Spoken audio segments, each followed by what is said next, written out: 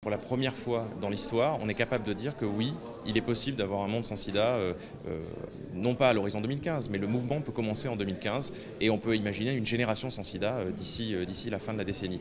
Ça, c'est très important parce que jusqu'à maintenant, la difficulté, c'était qu'on n'avait pas la technique, on ne savait pas faire. Aujourd'hui, on sait faire, on sait mettre fin au sida. Ce qui manque, c'est la volonté politique. Le principal espoir qu'on a aujourd'hui, c'est qu'on sait stopper la transmission de la mère à l'enfant du virus du sida. C'est-à-dire que vous avez une maman séropositive qui peut donner naissance sous traitement, dans 96% des cas, à un bébé séronégatif. Alors évidemment, ça ouvre l'horizon d'une première génération complètement débarrassée du sida.